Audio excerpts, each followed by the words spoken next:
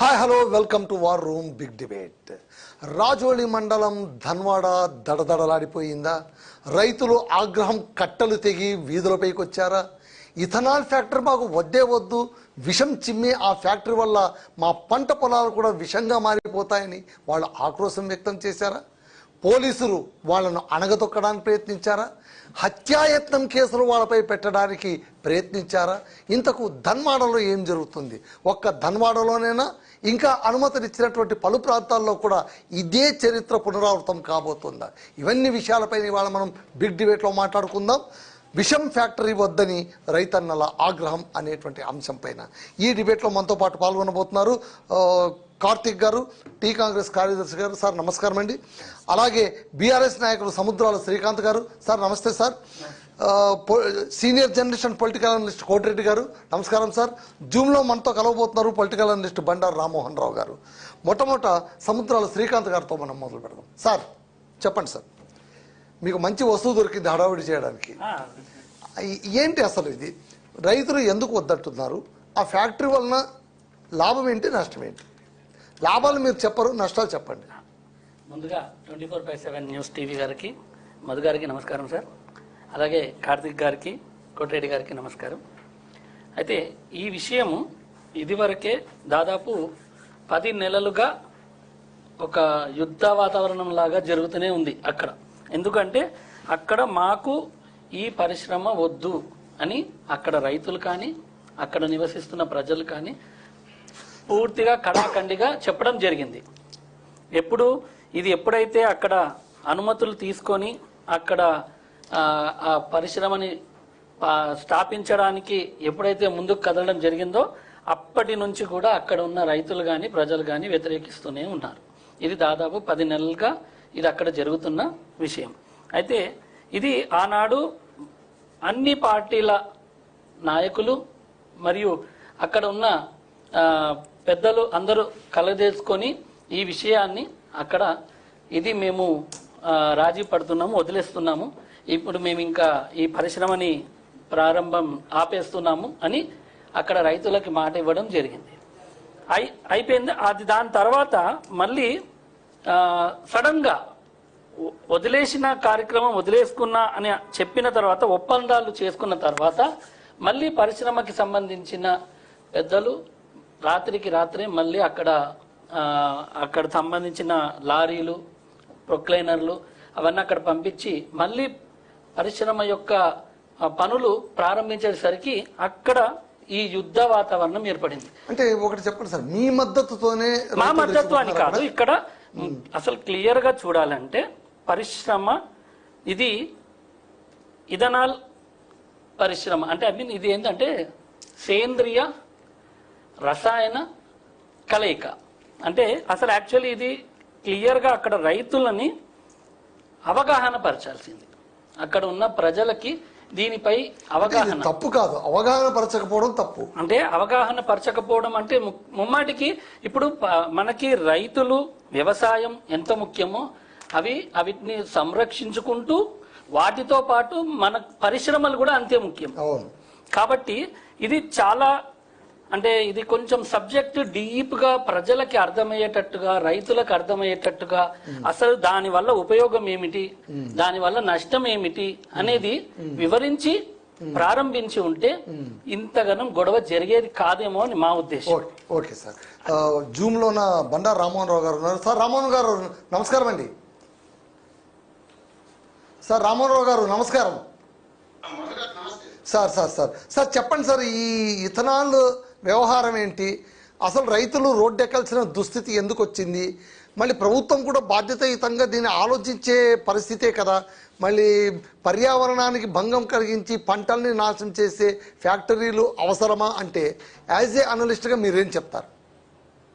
ఇంతకుముందు మిత్రులు మరి మాట్లాడినందుకు పూర్తిగా ఏకీవిస్తున్నాడు. జస్ట్ 2 నిమిషాలు విన్నాను కానీ సారం అర్థమైంది, పూర్తిగా ఏకీవిస్తున్నాను. ఎందుకంటే ఏ సంస్కరణ అయినా లేకుండా ఏ ఫ్యాక్టరీ పెట్టదలుచుకున్నా ఏదైనా ఒక అభివృద్ధి పని చేయాలంటే అక్కడ స్థానిక సమాజాన్ని ఒప్పించాలి. లేకపోతే ఎప్పుడైనా ఇట్లాంటి సమస్యలు వస్తుంది. అట్లా లెక్కచర్ల కావచ్చు, ఇవాళ మనకు గద్వాల జిల్లాలో వచ్చిన సమస్య కావచ్చు.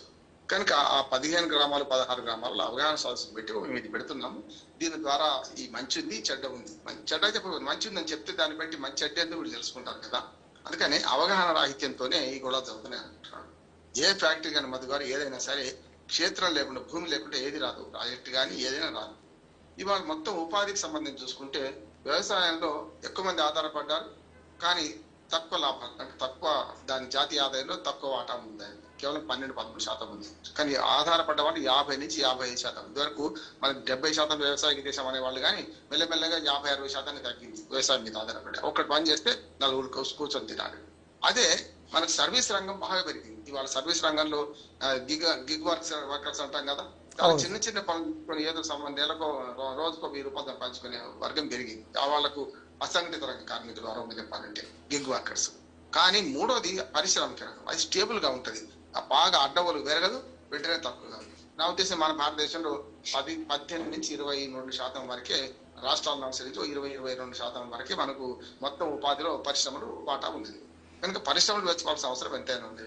ఇథనాలు నిజంగా ఇంతకుముందు మన మిత్రుడు చెప్పినట్టు చాలా వరకు పనికొచ్చేది, కానీ దానివల్ల వచ్చే రసాయన పదార్థాలు, దానివల్ల ఏమైనా విడుదలయ్యే ఉంటాయి కదా, వాటిని ఎట్లా ట్రీట్మెంట్ ప్లాన్ చేస్తారని చెప్పాల్సి ఉండే.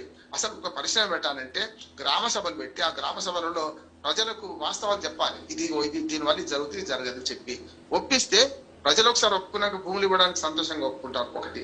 రెండోది, పరిశ్రమ రావడం వల్ల ఆ ప్రాంత అభివృద్ధిలో మా భాగస్వామ్యం ఉంటది, మాకు కూడా దానిలో భాగస్వామ్యం వల్ల ఉద్యోగాలు వస్తాయి అని అంటే ఎవరైనా ప్రజలు ఒప్పుతారు. కానీ మేము చేసే ప్లాంట్ ఇక్కడ ఉద్యోగాలు మాత్రం ఎక్కడి నుంచో తెచ్చుకుంటామంటే తెచ్చుకోవచ్చు. ఎందుకంటే కొందరు నైపుణ్యం గల వాళ్ళ కార్మికులు కానీ, నైపుణ్యం వల్ల నిపుణులు కానీ అక్కడ దొరకకపోవచ్చు లోకల్ గా. కానీ మాకు ఒక 100 ఉద్యోగాలు వస్తాయి అంటే ఏ రకం ఉంటది కాదు. ఉద్యోగాలు ఒకటి కూడా రావు, కానీ మీ ప్లాంట్ వల్ల మా నష్టపోతాం, పర్యావరణం నష్టపోతాం, భూములు నష్టపోతాం అంటే ఎవరిస్తారు? ఎవరివ్వరు కదా. అందుకని విన్ విన్ సొల్యూషన్ చూడాలంటే జీరో సమ్ గేమ్ ఆడుతున్నాను. ఒక మాట చెప్తాను నేను, మన హైదరాబాద్ చుట్టుపక్కల మనకు ఏదైతే పర్యావరణవేత్తలతో కానీ మనకు గ్రీన్ పీస్ అనే సంస్థ ఉంది, వాళ్ళతో కలిసి పనిచేసినాము. దాంట్లో హైదరాబాద్ చుట్టుపక్కల చూసుకుంటే మన నక్కవాగా హైదరాబాద్ పక్కనే ఉంటుంది. దానిలో కాలుష్యం ఎంతవరకు పోయిందంటే ఆసియాలో అతి పెద్ద పారిశ్రామిక వాడ పటాన్చెరు ఆ ప్రాంతం అంతా కూడా. ఇవాళ పశువులు అందులో కాలు పెడితే పశువుల చర్మం ఊడిపోతుంది. మనుషులు కాలు పెట్టిన తర్వాత వాసం పిలుస్తే చాలు అనారోగ్యం పాల్గొంటున్నారు. దాని కారణం ఏంటి? అతి పెద్ద మెడికల్ హబ్ గా అంటే ఔషధ ఉత్పత్తి కేంద్రంగా హైదరాబాద్ తయారైంది. అన్ని రకాలుగా వాళ్ళ ప్రపంచానికి ఉత్పత్తి చేస్తున్న ఔషధాలలో ఎక్కువ భాగం అంటే భారతదేశం నుంచి పోయేదానిలో మనం ఎక్కువ భాగం మనం చేస్తున్నాం. మొన్న మన పారాసిటమాల్ గోళీ నుంచి మొదలు పెడితే చాలా మనం చేస్తున్నాం. కానీ దాని వల్ల కాలుష్యాన్ని అదే నదిలో వాగులో విడిచిపెడుతున్నాం కదా. అందుకని చూడండి, ఇప్పుడు చాలా వరకు ట్రీట్మెంట్ ప్లాంట్స్ పెట్టుకుంటే ఎక్కువ ఖర్చు అవుతుంది కనుక వాళ్ళు ఏం చేస్తారు, దాని బదులు పక్కన ఉన్న వాగులో నదిలోకి విడుస్తుంటారు. దానివల్ల ఎంత ప్రమాదమో వాళ్ళకి తెలుసు, కానీ ఆ ట్రీట్మెంట్ ప్లాంట్ ఖర్చు ఎక్కువైంది కనుక చేస్తలేదు. కనుక ఏం చేయాలి? పరిశ్రమల విభాగం ఏదైతే ఉందో దీన్ని సరైన విధంగా ట్రీట్మెంట్ ప్లాంట్ పెట్టుకుంటే ఇవ్వాలి. ఏమైతే నక్కవాగా పరిశ్రమ ప్రాంతాల్లో అయితే మీకు చెరువులు పుంటలు కూడా ఆకుపచ్చ రంగు నీళ్లు మారిపోయినాయి. దాని కారణం ఏంటి? వాళ్ళు మెడికల్ వేస్టేజ్ అంతా వర్షాలు పడితే కదా విడుస్తారు. మేము చాలా వరకు అందులో ఏమంటారు రాళ్లు రప్పలు కొట్టేసి, అంటే వర్షాకాలంలో అక్రమంగా విడిచే దాన్ని నివారిస్తే లోకల్ ప్రజాప్రతినిధులు వాళ్ళందరూ కుమ్ముక్కుపోయి కూడా కొందరు ఏం చేశారంటే ఈసారి మేము విడిచిపెడతాం, నష్టం లేదని డబ్బులు మారుతున్నాయి. రియల్ ఎస్టేట్ లో వాళ్ళు చూస్తున్నాం కానీ చాలా పెద్ద ఎత్తున మారుతున్నాయి. ఇప్పుడు ఇక్కడికి వస్తే నేను ఇక్కడైతే ప్రజలకు అవగాహన కల్పిస్తే ప్లాంట్ మంచిదే, ప్లాంట్ వల్ల వచ్చే దుష్పరిణామాలు కూడా పర్యావరణవేత్తలు వివరిస్తున్నారు. దాన్ని అధిగమించి మనం ఏం చేయగలుగుతున్నాం? అసలు పరిశ్రమ వద్దు అని మొండికేసుకుంటే కరెక్ట్ కాదు. ఓకే సార్, మీరు లైన్ లో ఉన్నారు sir. Thank you very much కలిసినందుకు. Sir Kotireddy garu, as journalist గా మీకు ఒక క్వశ్చన్. అభివృద్ధి సంక్షేమం రెండు కళ్ళు లాంటివి. ఏ రాష్ట్రం బాగుపడాలన్నా, అసలు దేశం ముందుకెళ్ళాలన్నా కూడా సంక్షేమం కింద ఆరోగ్యం వస్తుంది, మనం తినే ఆహారం శుద్ధిగా ఉండాలి, మనం పీల్చే గాలి చక్కగా ఉండాలి. వీటన్నిటికీ ప్రతిబంధకంగా అభివృద్ధి అనేది ఉంటుంది పరిశ్రమల రూపంగా.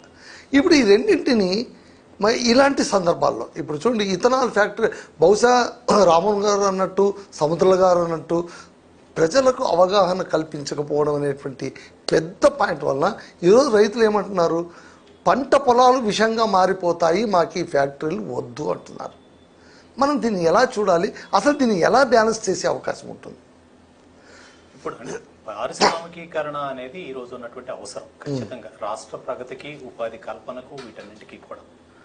తర్వాత ఇథనాల్ అనేది మామూలుగా అంటే జనరల్ గా తీసుకొచ్చేదాన్ని చెరకు నుంచి వచ్చేటువంటి ఈ ఉత్పత్తుల నుంచే కాకుండా మొలాసిస్ నుంచి మొలాసిస్ ధాన్యం ఆధారిత అదే కాకుండా ఇప్పుడు గ్రెయిన్స్ నుంచి కూడా తయారు చేస్తాం అనేటువంటిది చెప్తూ వస్తున్నారు.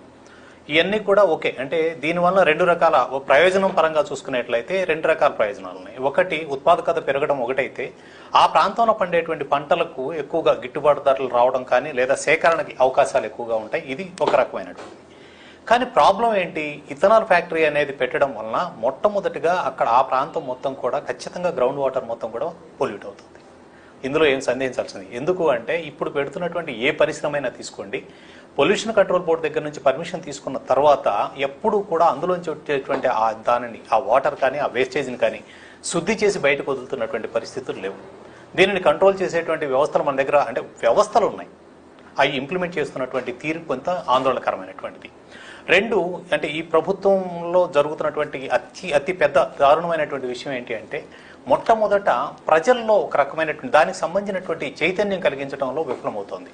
చాలా క్లియర్ గా ఇది ఎందుకంటే మనం హెచ్సియూలో కానీ ఆ తర్వాత ఇంతకు ముందు జరిగినటువంటి ఎక్కడైనా భూసేకరణ కానీ ఇంకొకటి కానీ జరిగే సమయంలో అక్కడ ఉన్నటువంటి ప్రజలతోటి మమేకమై అక్కడ ఉన్నటువంటి ఆ సమస్యలను కానీ దానివల్ల వచ్చేటువంటి గ్రోత్ గురించి కానీ ప్రజల్లో ఒక అవేర్నెస్ తీసుకురావడం అనేది ప్రభుత్వం ఎందుకో మరి అంత చిత్తశుద్ధితో చేయడం లేదా రకరకాల కారణాలు వాళ్ళకి ఏమున్న కారణాలు ఉన్నాయో అయితే తెలియదు. కానీ ప్రజల్లో అయితే ఒక రకమైనటువంటి అపోహలు ఎప్పుడైతే ఉన్నాయో వాటిని తొలగించే ప్రయత్నం చేయకుండా వస్తుంది. దీనివల్ల ఇథనాల్ ఫ్యాక్టరీ పెట్టడం వల్ల ఆ ప్రాంతంలో గ్రౌండ్ వాటరు అలాగే వాయు కాలుష్యం వచ్చేటువంటి అవకాశం ఉంది. ఇంకా ఇతర సమస్యలు అంటే ప్రజల ఆరోగ్య సమస్యలు కూడా ఉత్పన్నం అయ్యే అవకాశం ఉంది. అలా అని చెప్పి దీన్ని దూరంగా తీసుకెళ్లిపోయి ఎక్కడో అటవీ ప్రాంతాల్లో పెట్టేటువంటి పరిస్థితి ఉండదు. ఎందుకంటే ఈ పరిశ్రమకు అత్యంత కీలకమైనది వాటర్. ఈ నీటి వనరులు ఎక్కడైతే లభ్యమవుతూ ఉన్నాయో నీటి వనరులు లభ్యమయ్యే చోట మాత్రమే వాళ్ళు ఏర్పాటు చేయాలి. అందుకని దీని ద్వారా వచ్చేటువంటిది మనం చూసుకోండి, ఎక్కువగా వచ్చేటువంటి వాటిలో పారిశ్రామికీకరణకు సంబంధించిన వాటిల్లో పర్టిక్యులర్గా తీసుకున్నట్లయితే ఏదైతే అణు విద్యుత్కు సంబంధించినటువంటి పరిశ్రమలు వచ్చే దగ్గర, ఇట్లాంటి ఇథనాల్ లాంటి ఫ్యాక్టరీలు వచ్చే దగ్గర, అలాగే థర్మల్ పవర్ స్టేషన్స్ ఇట్లాంటివి ఏమైనా ఏర్పాటు చేసే దగ్గర వీటి దగ్గర ఎక్కువగా వస్తుంది. ఎందుకంటే వీటి కారణంగా వచ్చేటువంటి సమస్యలు చాలా దీర్ఘకాలం ఉంటాయి, ప్రజల ఆరోగ్యం మీద ఎక్కువగా ప్రభావం చూపించుతూ ఉంటాయి. థర్మల్ పవర్ స్టేషన్స్ ఎక్కడైనా ఉంటే చూడండి, దాని నుంచి వచ్చేటువంటి వ్యర్థాల కారణంగా అక్కడ ఉన్నటువంటి గ్రౌండ్ వాటర్ కానీ ఇతర ఇవన్నీ కూడా పొల్యూట్ అయి ఉంటాయి. అక్కడ ఉన్నటువంటి పశువులు మనుషులు అందరూ కూడా ఆరోగ్య సమస్యలను ఎదుర్కొంటూ ఉంటారు. క్యాన్సర్ వంటి ప్రమాదకరమైనటువంటి వ్యాధులను కూడా ఫేస్ చేస్తున్నటువంటి సందర్భాలు చాలా చోట్ల కనిపిస్తూ ఉన్నాయి. సో వీటిపైన ఒక అవగాహన కల్పించడం లేదా కొంత దూరంగా ఏర్పాటు చేసేటువంటి అవకాశాలు ఏమైనా ఉన్నాయా పరిశీలించడం, ఇవన్నీ జరగకపోవడం వల్ల ఇది బ్యాలెన్స్ అవడం లేదు. ప్రజల అవగాహన ధోరణి ఇది. రెండవది, ఎక్కడైనా సరే పరిశ్రమను ఏర్పాటు చేస్తున్నాం అనగానే ఇమీడియట్ గా రైతులు అందరూ ముందుకు వస్తున్నారు అని చెప్తున్నారు కదా. ఇందులో ఒక 50%, 60% రైతులు వస్తుండవచ్చు. కానీ మిగిలినటువంటి 40-50% అంతా కూడా అక్కడ స్థానికంగా ఉన్నటువంటి పార్టీలు వీళ్లను మొబలైజ్ చేస్తున్నాయి. ప్రభుత్వం ఒక నిర్ణయం తీసుకున్న మరుక్షణం దానికి వ్యతిరేకంగా వీళ్ళకి ఒక టాపిక్ దొరుకుతుంది, దాన్ని ప్రతిపక్ష పాత్ర పోషించడానికి వెంటనే యాక్టివ్ అయిపోతుంది. అక్కడ రైతుల్ని మీరు తీసుకున్నట్లయితే ఇథనాల్ వ్యతిరేక కమిటీ అని ఒకటి అక్కడ ఫామ్ అంటే ఫ్యాక్టరీకి వ్యతిరేకంగా ఒక కమిటీ ఫామ్ చేస్తారు. కానీ దీని వెనకుండేటువంటి అన్ని కూడా రాజకీయ శక్తులే ఉంటాయి. జనరల్లీ జరుగుతున్నటువంటిది అది కాంగ్రెసా బీఆర్ఎస్ఆ ఇంకొకటి అనేది తీసి పక్కన పెట్టేట్లయితే ఇప్పుడు ఈ రోజు జరుగుతున్నటువంటిది కూడా దీనికి సంబంధించినటువంటిది రైతులు వ్యతిరేకిస్తున్నారు, వాళ్ళ మీద కేసులు ఫైల్ చేస్తున్నారు. ఈ కేసులన్నీ కూడా అంటే తీవ్రమైనటువంటి కేసులు కూడా పెడుతున్నారు. అంటే హత్యాయత్నం లాంటి 302 సెక్షన్లు కూడా పెట్టేటువంటి పరిస్థితులు వచ్చినాయంటే మనం ఆలోచించాలి అక్కడ ఉన్నటువంటిది. అయితే ఇందులో రైతులని అంటే వాళ్ళలో చైతన్యం కలిగించకపోవడం, పరిశ్రమల వచ్చేటువంటి ఉపయోగాలు అక్కడ ఉన్నటువంటి ఆ బెనిఫిట్స్ చెప్పకపోవడం, అలాగే దీని వెనుక ఉన్నటువంటి రాజకీయ శక్తులు ఎవరు ప్రోత్సహిస్తున్నారనేది గమనించకపోవడం, ఇవన్నిటి కారణంతో ఇలాంటి సమస్యలు పదే పునరావృతం అవుతూ వస్తున్నాయి. ప్రభుత్వం కూడా ఏంటంటే ఒక నిర్ణయం తీసుకున్నప్పుడు దానికి తగ్గంత ప్రణాళికాబద్ధమైనటువంటి ఇది చేయడం లేదు ఏమో అనేటువంటి అభిప్రాయం అయితే నాకు. ఓకే సార్, కార్తిక్ గారు సార్ మీరు చెప్పండి సార్. అసలు మొదట ఈ ఫ్యాక్టరీ వద్దని అనుకున్నారు, ప్రజల నుంచి వ్యతిరేకత వ్యక్తమవుతోంది కాబట్టి ఎందుకులే అనుకున్నారు. మంత్రి శ్రీధర్ బాబు గారి చేత అప్పట్లోన చెప్పించారు కూడా, లేదు మేము ఫ్యాక్టరీ పెట్టబోవట్లేదు అని. 3 నెలల తర్వాత మళ్ళీ ఏదో మార్పు వచ్చేసి ఫైల్ కదలిక వచ్చేసి 30 మంది బౌన్సర్లను పెట్టుకొని కార్యక్రమాలు స్టార్ట్ చేసేంత నిర్బంధ ప్రగతి మనకు అవసరమా? ప్రభుత్వం ఎందుకు ఇలా చేస్తుంది? ప్రజల నుంచి వ్యతిరేకత రాదా? ఇప్పటికే చాలా వ్యతిరేకత మూట కట్టుకుంటున్నారు కదా, మళ్ళీ ఇదొకటి ఎందుకు అని మీరేమంటారు చెప్పండి సార్. Good evening sir. అయితే ప్రజల నుంచి వ్యతిరేకత అన్నారు కదండి, వ్యతిరేకించిన ప్రతి ప్రజలు కూడా మళ్ళీ దాన్ని తాలూకు వివరాలన్నీ అర్థమైన తర్వాత మళ్ళీ వచ్చి ఏ మీడియా ముందు అయితే వ్యతిరేకించినారో ఆ మీడియా దగ్గరికి వచ్చి రేవంత్ రెడ్డి గారి ఆలోచన మాకు అర్థం కాలేదు, చాలా బాగుంది, it's good, we have to support this అని అదే ప్రజలు మాట్లాడుతున్న సందర్భాన్ని కూడా మనం గుర్తించాలి. అయితే ఏ హైడ్రాను వద్దన్నారో ఆ హైడ్రాకే ఈరోజు పాలాభిషేకం చేస్తున్నారు. ఏ కమిషనర్ వద్దన్నారో సార్ ఒకరోజు వీలైతే కుదిరితే ఒకవేళ అవకాశం ఉంటే మీ ఛానల్ని నేను తీసుకెళ్తాను, నాతో రండి సార్. నేను ప్రతి చెరువు దగ్గర అదే అంటున్నా, ప్రతి చెరువు దగ్గర ఏ చెరువుల దగ్గర అయితే ఇక్కడ అయ్యో కూలగొట్టేసిరు అన్నారో కూలగొట్టి మంచి చేశారు, రేవంత్ రెడ్డి గారి ఆలోచన మాకు అర్థం కాలేదు, బట్ ఇట్స్ గుడ్ అని ఎవరైతే మేధావులు చదువుకున్న వాళ్ళు, మేము సాఫ్ట్వేరు అది ఇది అన్నోళ్ళు అందరూ కూడా చాలా స్మూత్గా వచ్చి ధర్నా చేసిన వాళ్ళు ఈరోజు చాలా స్మూత్గా ఈరోజు మళ్ళీ అప్రిషియేట్ చేస్తున్న సందర్భాన్ని నేను మీకు చూపిస్తాను. మీరు ఒకవేళ అవకాశం ఉంటే నా వెంబడి రావచ్చు. అయితే ఈరోజు పాలమూరు ప్రాంతాన్ని అంటే ఉమ్మడి పాలమూరు ప్రాంతాన్ని అభివృద్ధి పరచాలి అనే సంకల్పంతో ముఖ్యమంత్రి రేవంత్ రెడ్డి గారు ఉన్నారు అని చెప్పడానికి ఇది కూడా ఒక నిదర్శనంగా తీసుకోవచ్చు. ఈ సందర్భాన్ని మనం తీసుకోవచ్చు. ఎందుకు అంటే నేను అన్నమాట కాదు సార్, ఇది సాక్షాత్తు కల్వకుంట్ల చంద్రశేఖరరావు గారి కుమార్తె కల్వకుంట్ల కవిత గారే అన్నారు, డబ్బులు ఇచ్చి తిట్టిపిస్తున్నారు అని. నేను అంటలేని ఈ మాటని, వారే అన్నారు. అంటే బీఆర్ఎస్ పార్టీ సాక్షాత్తు కల్వకుంట్ల చంద్రశేఖరరావు గారి కుమార్తె కల్వకుంట్ల కవిత గారినే డబ్బులు ఇచ్చి తిట్టిపించినప్పుడు మీరు మొబిలైజ్ చేసి డబ్బులు ఇచ్చి ఈరోజు అధికార పార్టీని ముఖ్యమంత్రి రేవంత్ రెడ్డి గారిని మీరు తిట్టిపిస్తలేరు, వారిపైకి ప్రజల్ని ఉసిగొల్పుతలేరు అని మేము ఎందుకు అనుకోకూడదన్న ప్రశ్నకు మీ ద్వారా ఆ ప్రశ్నను మీ ద్వారా సంధిస్తున్నా. వారు చెప్తారా, మరి వారి గురువు గారు చెప్తారా, ఎవరు చెప్తారో చెప్పమని చెప్పండి.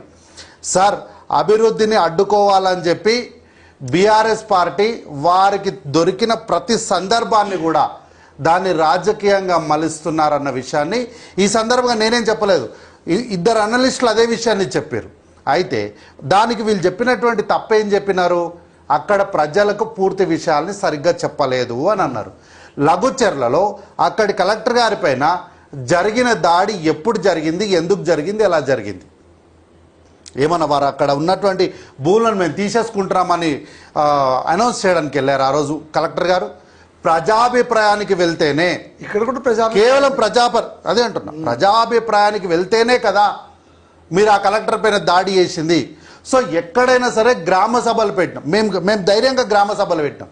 పెడితే ఏమైంది, బీఆర్ఎస్ పార్టీ నాయకులు మేము ప్రజలం అని చెప్పి కండువాలు తీసి పక్కన పెట్టి మేము ప్రజలము అని చెప్పి ప్రజల ముసుకేసుకొని వచ్చి ఆ రోజు గ్రామ సభల్లో గొడవలు చేసే ప్రయత్నం చేసినప్పుడు వెంటనే తీరుకోలేకపోయినారు.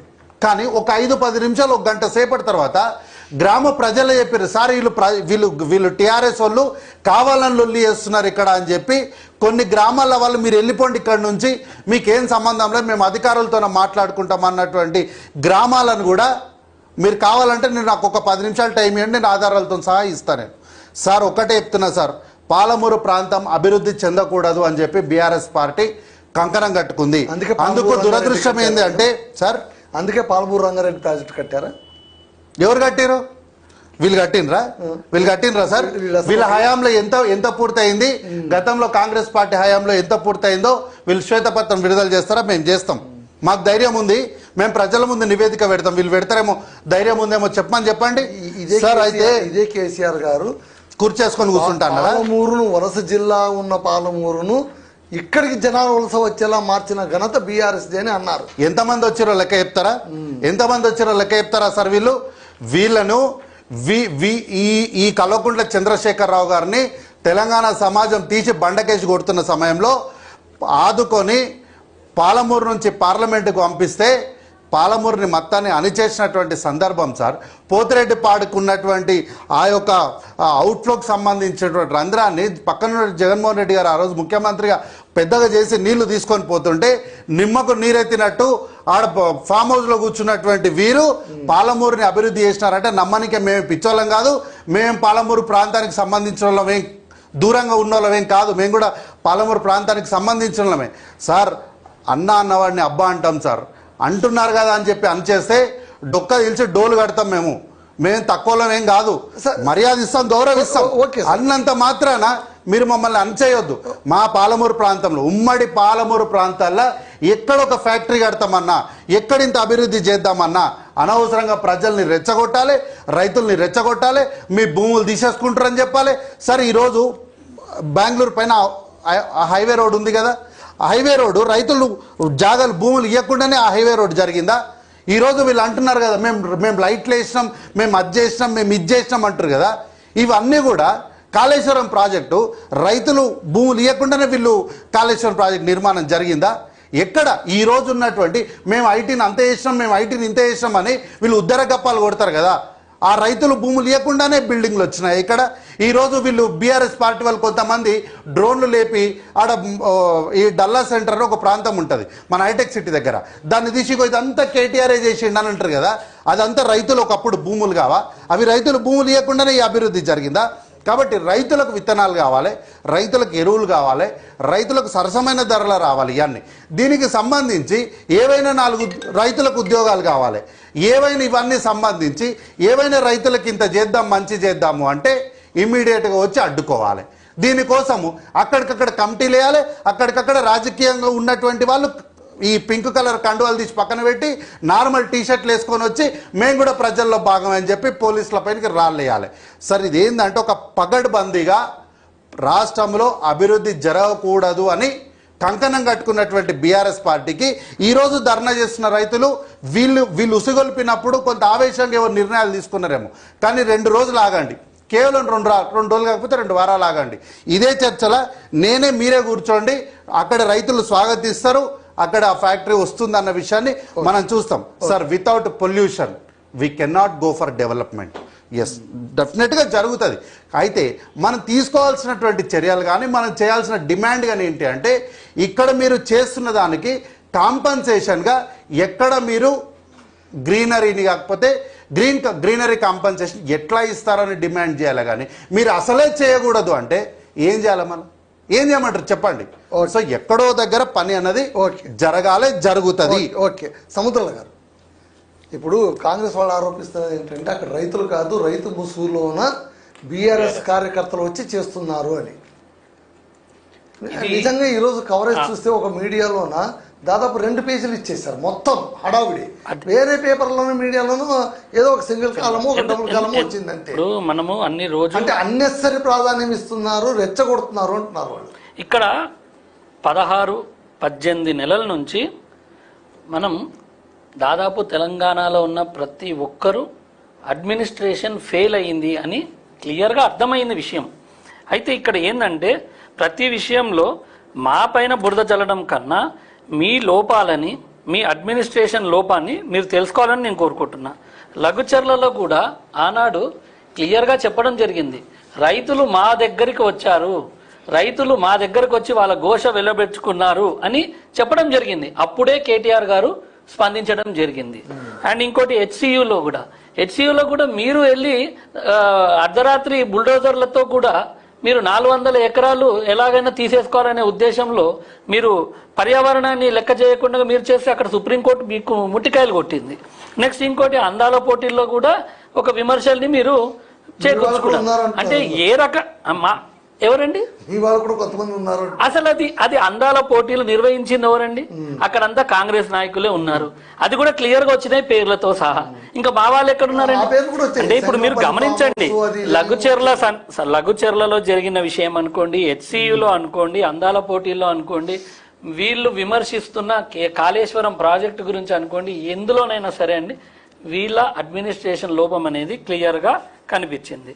ఇంకొకటి, అక్కడ రైతులని 12 మందిని ఇప్పటికే జైల్లో వేయడం జరిగింది, 45 మందిని అదుపులోకి తీసుకోవడం జరిగింది, వాళ్ళందరిపైన కేసులు పెట్టడం జరిగింది.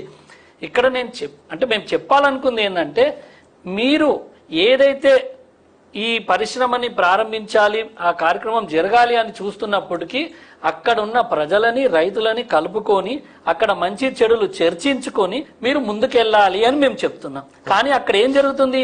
రైతులు ఒక అనుమానంలో ఉన్నారు. ఏమని? అక్కడ భూగర్భ జలాలు కలుషితం అవుతాయి, 2 కాలుష్యం వల్ల ఆరోగ్య సమస్యలు దాదాపు 10 నుంచి 12 గ్రామాల ప్రజలకి ఈ ఇబ్బందులు వస్తాయని, మళ్ళీ భూములు కోల్పోవడం జరుగుతుందని, చెరువులన్నీ కలుషితం అవుతాయని, అంటే ఇలాంటి వాళ్ళ రైతుల ఆవేదన ఇవి ముఖ్యంగా. మరి ఇవన్నీ వాళ్ళని కూర్చోబెట్టి చర్చించి అసలు మంచి చెడులు చెప్పాల్సింది కాంగ్రెస్ ప్రభుత్వమే కదా. సమతుల గారు, నేను ఒక్క క్వశ్చన్ అడుగుతా. ఓకే, ఇదంతా ఇబ్బంది జరుగుతుంది అనేది మీరు అంటున్నారు, చాలా అద్భుతం. మీ ఏలుబడిలో 10 ఏళ్ల కాలంలో పటాన్ చెరు ప్రాంతంలోన ఇలాంటి ఇబ్బందులు ఏమీ తలెత్తలేదా? అప్పుడు మీ ప్రభుత్వ పరంగా మీరు ఎలాంటి నివారణ చర్యలు తీసుకున్నారు? ఇప్పుడు ఇప్పుడు కార్తీక్ అన్న గారు చెప్పినట్టు ఎక్కడ ఏ డెవలప్మెంట్ చేయాలన్నా ఎక్కడో ఒక చోట కొంచెం నష్టం అనేది జరుగుతుంది. అదే మేము చెప్పేది ఏంటంటే కలుపుకుపోవాలి, వాళ్ళకి నష్టపరిహారం ఏంటనేది క్లారిటీ ఇవ్వాలి, దానికి వాళ్ళకి ఏం కావాలో అవి చేయాలి, ఏ జాగ్రత్తలు తీసుకోవాలో ఆ జాగ్రత్తలు తీసుకోవాలి అని మేము చెప్పడమే జరుగుతుంది. ఇంకొకటి అన్నగారు ఏమంటే ఇంతాక అంటూ పాలమూరు ఎత్తిపోతల పథకం గురించి మాట్లాడారు. మీరు చూడండి, రీసెంట్లీగానే ఉత్తమ్ కుమార్ రెడ్డి గారు పాలమూరు రంగారెడ్డి ఎత్తిపోతల పథకాన్ని సందర్శించడం జరిగింది. దాన్ని మొత్తం సందర్శించడం జరిగింది. దాదాపు వాళ్ళే ఇదంతా 90% పూర్తయినట్టుగానే మాకు అనిపిస్తుంది అని చెప్పని వాళ్ళే అనడం జరిగింది. అది పేపర్లో కూడా వచ్చింది. మరి ఇంకా అందులో మీరు చేసింది ఏమిటి అని కార్తీక్ అన్న గారు అనడం ఏందో నాకు అర్థం కాలే. ఐటీ విషయం కూడా దేశంలో ఒకప్పుడు మన రాష్ట్ర ఐటీ ఆర్థిక పరిస్థితి అంటే ఏ విధంగా ఆర్థికంగా మనకి రాష్ట్రానికి అందుబాటులోకి వచ్చింది, ఎప్పుడైతే కేసీఆర్ గారు ప్రభుత్వం వచ్చిన తర్వాత ఐటీ రంగాన్ని ఏ విధంగా విస్తరించారు, అది క్లారిటీగా లెక్కలతో సహా ఉన్నాక మరి మేము ఏం చేయలేదు అనడం అనేది అది విడ్డూరంగా అనిపిస్తుంది. ఓకే ఓకే సార్ రామోహన్ రావు గారు సార్, ఇప్పుడు ఇక్కడ వీళ్ళ చర్చ మీరు చూశారు కదా. నిరసన వ్యక్తం చేసిన వాళ్ళు రైతుల ముసుగులోని బీఆర్ఎస్ కార్యకర్తలు అంటారు. మీరు జాగ్రత్తగా ఆలోచిస్తే ఆంధ్రప్రదేశ్లో అమరావతిలో రైతులు ధర్నా చేసినప్పుడు కూడా అధికార పక్షం వాళ్ళు వీరు పెయిడ్ ఆర్టిస్టులు అని అన్నారు. అంటే ప్రతి సందర్భంలో కూడా నిరసన వ్యక్తం చేస్తున్న సమయంలో ఇలాంటి కామెంట్లు రావడం అనేది ఎలా చూడాలి?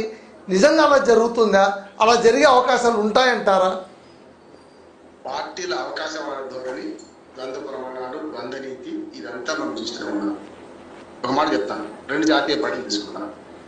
ఆధార్ కార్డు తెస్తా అని కాంగ్రెస్ పార్టీ అంటే బీజేపీ వద్దని, కానీ వాళ్ళ ఆధార్ కార్డు కంటిన్యూ అవుతుంది. మళ్ళీ ఇప్పుడు గోపిత పేరు మీద వద్దని కాంగ్రెస్ వాళ్ళు అంటారు. జిఎస్టీ తెస్తామని కాంగ్రెస్ అన్నప్పుడు బీజేపీ వద్దని తెచ్చింది బీజేపీ దేశంలో. అట్లానే ఏ ప్రాజెక్ట్ అయితే అధికారంలో ఉన్నప్పుడు ఒక మాట, అధికారం లేనప్పుడు ఒక మాట. ప్రాజెక్ట్ అంటే అది పరిశ్రమలు కావచ్చు, నీటి ప్రాజెక్టులు కావచ్చు, ఏవైనా కావచ్చు. వీళ్ళు మాట్లాడుతున్నాం. ఉదాహరణ మల్లన్న సాగర్, ఇంతకుముందు మన కార్తీక్ ఉదాహరణ తెచ్చింది మల్లన్న సాగర్. అన్ని పార్టీలు పోయి మల్లన్న సాగర్ వద్దు పొమ్మన్నారు కదా. ఇవాళ కట్టిండ్రు 50 టీఎంసీలు అంటే ఏదో 20-30 టీఎంసీ నింపుతున్నారు. వాళ్ళు హైదరాబాద్ నుంచి తెచ్చే ప్రయత్నం చేస్తున్నారు. అంటే అభివృద్ధి నిరంతర ప్రక్రియ. అధికారంలో ఒక మాట, అధికారం లేనప్పుడు ఒక మాట మాట్లాడితే కరెక్ట్ కాదు. ఇవాళ స్వయంగా చెప్తే ఇవాళ కరెంట్ అఫేర్ జరుగుతుంది. నేను దానివల్లనే వేరే టీవీ నుంచి మీ దాంట్లో వచ్చాను. ఇలా మన గంధమాల రిజర్వాయర్ మా ఊరికి 20 కిలోమీటర్ 30 కిలోమీటర్లు ఉంటుంది. గంధమాల రిజర్వాయర్ వద్దు అని గతంలో కాంగ్రెస్ వాళ్ళు ధర్నా చేశారు. ఇవాళ అదే మన సీఎం రేవంత్ రెడ్డి గారు పోయి దాన్ని శంకుస్థాపన చేస్తున్నారు. అంటే అభివృద్ధి ప్రక్రియ నిరంతరమైన ప్రక్రియను వీళ్ళు అధికారంలో ఉంటే ఒక మాట, అధికారం లేకపోతే బీఆర్ఎస్ కానీ కాంగ్రెస్ కానీ చెప్తున్నారు వీళ్ళు చేస్తున్నారు అంటున్నారు. మానవీయ దృక్పథంతో, మానవీయ కోణంతో భూమి సేకరణ చేస్తే విన్ విన్ సొల్యూషన్ అవుతుంది. మాది గారు నేను 2 ఉదాహరణలు చెప్తాను, సక్సెస్ స్టోరీ చెప్తాను. హైదరాబాద్ లో మెట్రో మన డిపో కోసం ఉప్పల్ మన బగాయి భూమి అంటారు దాన్ని మనకు పుట్టినది సేకరించారు. అక్కడ ఎంత మంచి మనకు ఉదాహరణ అంటే అక్కడ 1 ఎకరం తీసుకుంటే 1000 గజాలు ఫ్రీగా ఇచ్చేసేవాళ్ళు. అంటే అన్ని అభివృద్ధి చేసి 150 ఫీట్ల రోడ్డు, మెయిన్ రోడ్డు, తర్వాత 100, తర్వాత 80, తర్వాత 60, లాస్ట్ రెసిడెన్షియల్ 40 ఫీట్ల రోడ్డు తీసి వాళ్ళకు ఎకరానికి 1000 గజాలు భూమి ఇచ్చారు. బ్రహ్మాండానికి సక్సెస్ గా అక్కడ నిరసన వ్యక్తం చేయలే కదా. అంటే ప్రజలను భాగస్వామ్యం చేసి వాళ్లకు చెప్పి చేస్తే బాగుంటుంది. రెండోది ఇంకోటి చెప్తారు, జిందాల్ పరిశ్రమ విజయనగరం జిల్లా. దానికి నేను స్వయంగా ఉద్యమంలో పాల్గొన్నామని వెళ్ళామని. జిందాల్లో కూడా 3 రకాల పరిష్కారాలు చూపించారు. భూమి సంతోషంగా రైతు ఇవ్వాలంటే రైతుకు మార్కెట్ రేట్ కంటే కొంచెం ఎక్కువ ఇవ్వండి. మన 2013 చట్టం ఉంటుంది, ఎక్కువ కూడా అసలు చట్టం పాటించాలంటున్నారు. 2013 చట్టం ఏం చెప్తుందంటే గ్రామాలలో అయితే 2 ఇంతలు, మన పట్టణాల్లో అయితే 2 ఇంతలు, గ్రామాల్లో అయితే 3 ఇంతలు, ఏదైతే గిరిజన ప్రాంతాలు అయితే 4 రెట్లు ఎక్కువ ఇవ్వాలి అంటున్నారు.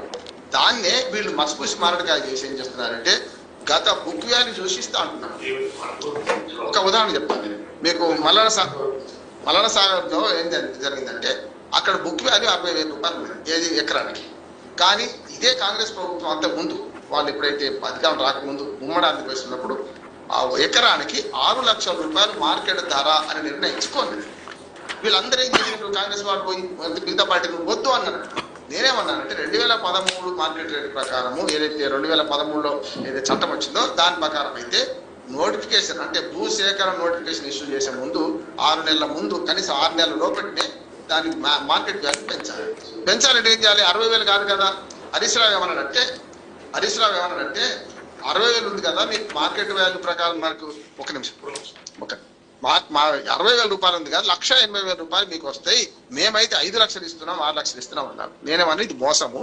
ఎట్లా మోసం అంటే 2013 యాక్ట్ ప్రకారం మీరు చెప్తున్నారు రిజిస్ట్రేషన్ ఆఫీసులో అదే వేములు ఘాటు అదే తొగిట ఆ గ్రామాల్లో మీరు చేయాల్సిన పని ఏంటంటే మొదలు భూముల రేటు మనకు మార్కెట్ వాల్యూ పెంచండి. పెంచుడికి అవసరం లేదు. గతంలో భూమి సేకరించినప్పుడు ఎస్సీ కార్పొరేషన్ సేకరించినప్పుడు 6 లక్షలు పెట్టారు కదా, 18 లక్షలు వస్తాయి. దాని ప్రకారం మీరు 6 లక్షలు ఇస్తూ మేము 3 రెట్లు ఇస్తున్నాం అని మాట్లాడుతున్నారు. కరెక్ట్ కాదంటున్నాడు. ఏమంటున్నా ఇక్కడ కూడా లగచర్ల కానీ ఇక్కడ కానీ 2 జరుగుతున్నాయి. భూమి సంతోషంగా వాళ్ళ ప్రజలు ఇవ్వాలంటే 2 మార్గాలు. ఒకటి ఇవాళ 2013 భూసేకరణ చట్టంలో RR యాక్ట్ అంటాం దాన్ని చేసిన దానిలో 3 పరిష్కారాలు ఉన్నాయి. ఒకటి భూమి రేటును నేను చెప్పిన 3 ఎత్తలు ఇవ్వాలి కదా.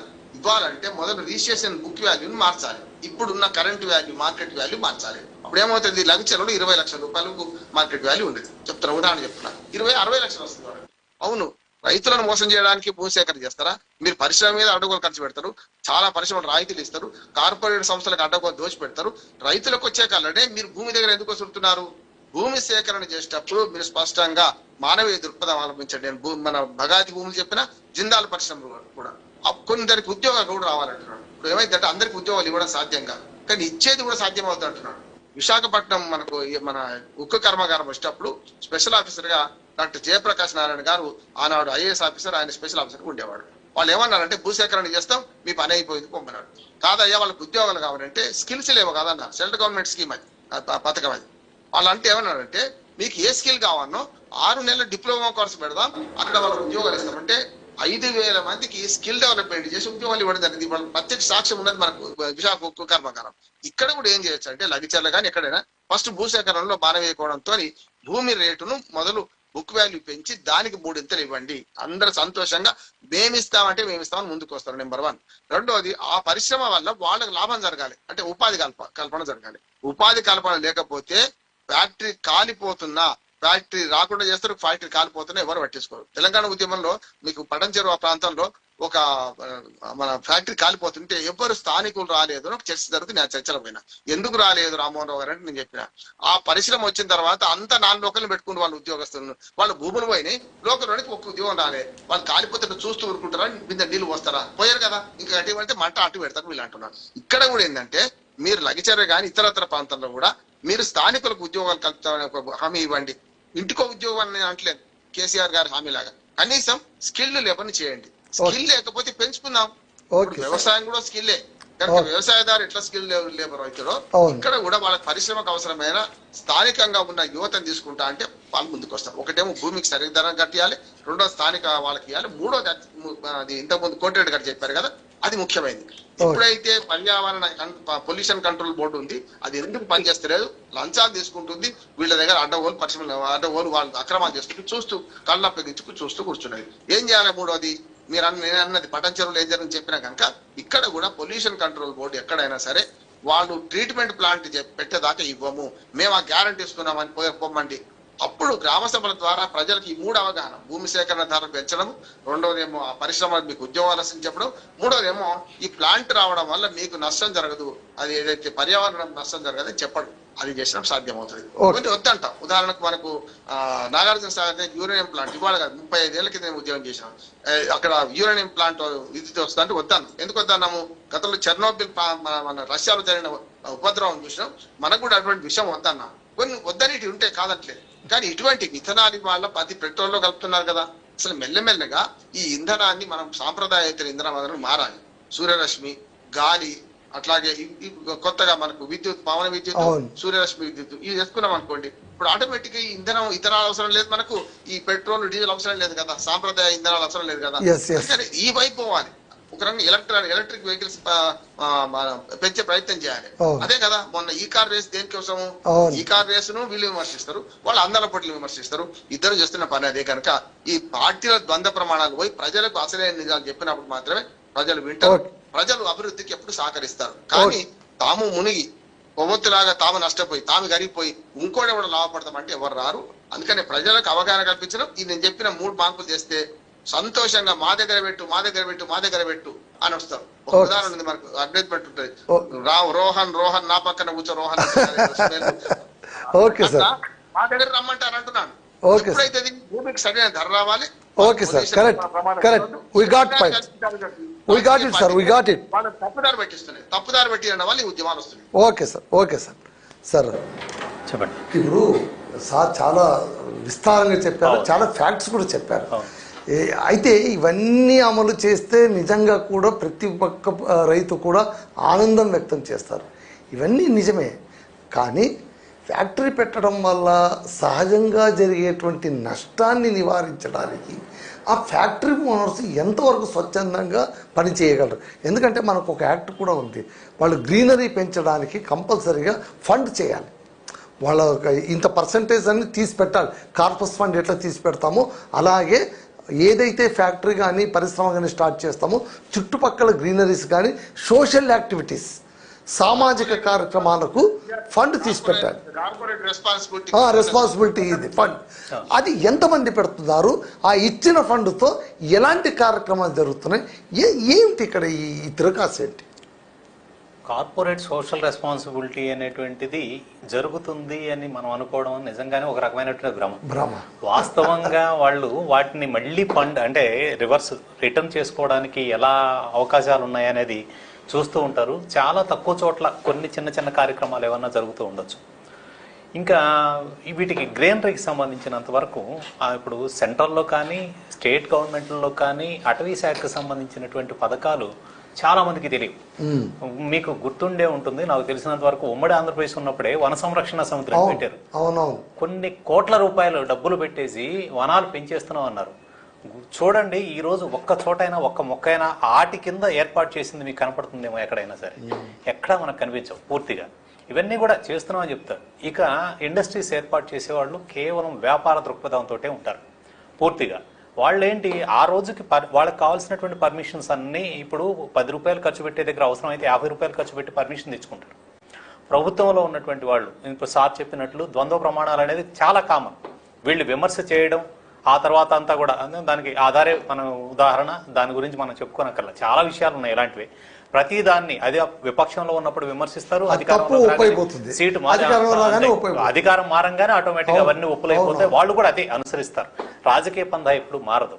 సో వచ్చినటువంటి వ్యాపారవేత్తలు ఎవరైతే ఉన్నారో వాళ్ళు వ్యాపార దృక్పథంతో పర్మిషన్స్ తెచ్చుకోవడం, వాటికి సంబంధించినటువంటి పని చేయడం, అలాగే వాటికి సంబంధించినటువంటి ఇప్పుడు పొల్యూషన్ కంట్రోల్ బోర్డుకు సంబంధించినటువంటి ఒక్క అధికారి ఒకదాన్ని విజిట్ చేస్తాడా? ఇదే తెలంగాణలో దాదాపు 60-70 పరిశ్రమలకు సంబంధించినటువంటి ఆందోళనలు జరిగినాయి. చాలా కంప్లైంట్లు ఈ రోజుకి ఉన్నాయి. ఎక్కడైనా సరే వీళ్ళు కంట్రోల్ చేయడానికి వెళ్ళి వాటి మీద యాక్షన్ తీసుకున్నటువంటి ఉంటుందా? అది ఈ రోజు అంటే మళ్ళీ నేనేది కాంగ్రెస్ గవర్నమెంట్ అనో లేదా బీఆర్ఎస్ అనో చెప్పట్లేదు. టోటల్ గా తెలంగాణలో ఎప్పుడు జరగదు. తెలంగాణ ఆంధ్రప్రదేశ్ అని అంటలే.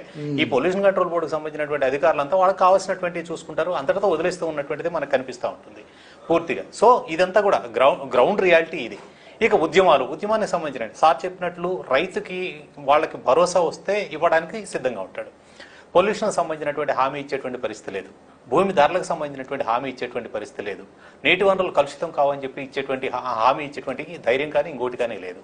ఇక ఉద్యమానికి సంబంధించినంత వరకు విపక్షాలు రాజకీయ కార్యాచరణ లేకుండా ఉద్యమాలు ముందుకు నడుస్తాయని నేను అనుకోను. ఎప్పుడో జరిగినటువంటి కాల్పుల దగ్గర నుంచి ఈ రోజు జరిగినటువంటి బషీర్బాగ్ కాల్పుల దగ్గర నుంచి మీరు ఆ తర్వాత జరిగినటువంటి ఏ ఉద్యమం తీసుకోండి, లేదా అంతకుముందు జరిగినటువంటి కానీ ఏదో ఒక పార్టీ రాజకీయ కార్యాచరణతో వీటిని ముందుకు తీసుకెళ్తూ ఉంటుంది. ఇందాక మీరు రామ్మోహన్ గారిని అడిగినట్లు మన ఆంధ్రప్రదేశ్ తీసుకుందాం. ఆంధ్రప్రదేశ్ కు సంబంధించినటువంటిది రాజధానికి సంబంధించి నిజమే. అది రైతులు ఎంత స్వచ్ఛందంగా భూమి ఇచ్చారు. కానీ ఆ తర్వాత పేడార్టీసులు చేసినా ఇంకొకళ్ళు చేసినా కూడా ఆ ఉద్యమాన్ని ముందుకు తీసుకువెళ్ళడంలో ఖచ్చితంగా ఈ రోజు అధికారంలో ఉన్నటువంటిది, ఆ రోజు విపక్షంలో ఉన్నటువంటి ఖచ్చితంగా టీడీపీ పాత్ర చాలా కీలకంగా వ్యవహరించింది.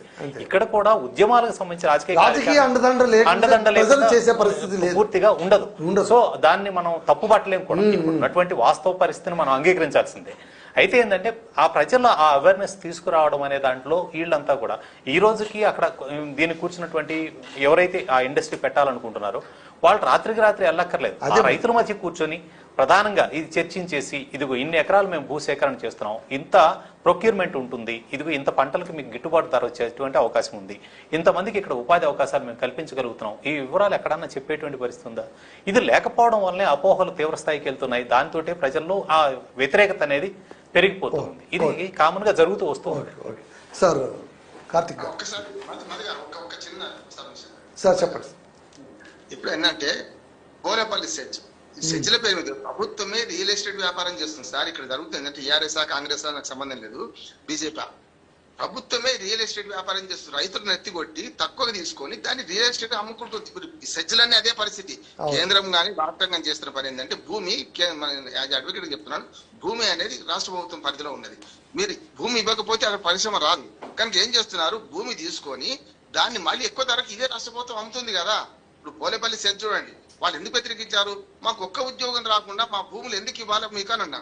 అందుకని ఏమంటున్నాను, ఇప్పుడు మనకు ఆదేశం ఇంకోటి కేవలం ఇది చెప్పినా కదా, మనకు హైదరాబాద్ మన ఆంధ్రప్రదేశ్ అమరావతి మంచి ఆదర్శం మనకు కదా. వాళ్ళు 1200 గజాలు తీసుకొని ఎకరం భూమిస్తలేరా? రేపు డెవలప్ అయితే మాకండి.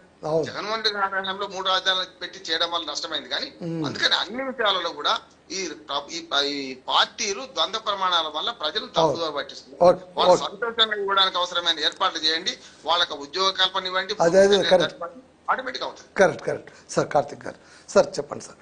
ఇప్పుడు అంటే 2 అంశాలు, అవగాహన మీరు కూడా అన్నారు, అవగాహన కల్పిస్తాం అది ఇదే అన్నారు. అవగాహన కల్పించే ఉండింటే ఇవాళ ధన్వాడ లాంటి గ్రామంలోన ఇంత భయానకమైన వాతావరణం వచ్చేటువంటి పరిస్థితి ఉండేది కాదు. అది వాస్తవం.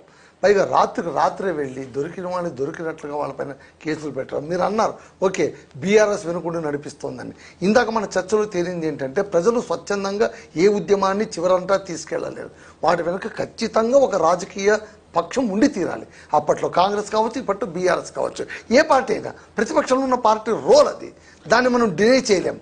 అయితే ఇప్పుడు నేను చెప్పేది ఏంటంటే అసలు మొదట ఈ ఫ్యాక్టరీని పెట్టమని ఎందుకు మీ వైపు నుంచి వాయిస్ వచ్చింది?